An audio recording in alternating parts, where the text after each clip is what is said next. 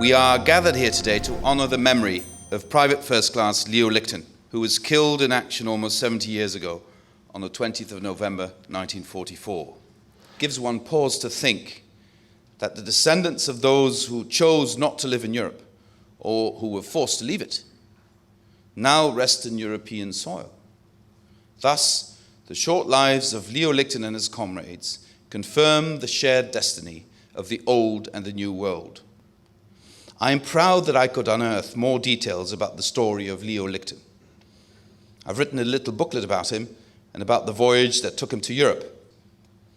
The stories of many others remain untold.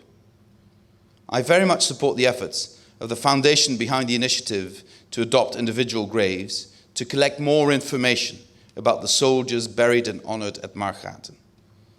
I very much support their desire to collect photographs of these men to give these heroes a face. And I hope my booklet will contribute to that effort. Incredibly, there are still soldiers buried there of whom there is no picture, no recollection whatsoever. So please, if there is anyone among you who is familiar with the stories of the boys of Margraten, share these stories. Ask your friends. Put the question in an email, send to all. It is something we owe to those who died.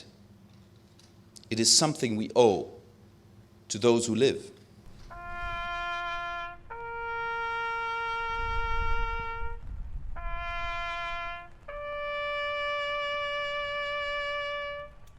I want to pay tribute to those men and women who made sure that we are not living in a dictatorship today.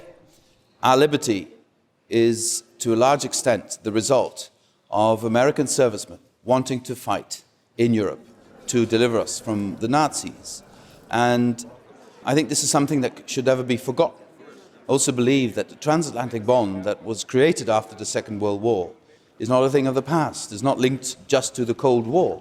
It is also the future that will assure that my children and hopefully later on when I have grandchildren will live in a Europe whole and free, thanks to the ties we have with the United States. And this is impossible without a strong contribution from the military. And I'm here to thank and to pay tribute to all these servicemen who have made sure that I'm free, that my children are free, and that we can live our lives the way we want to.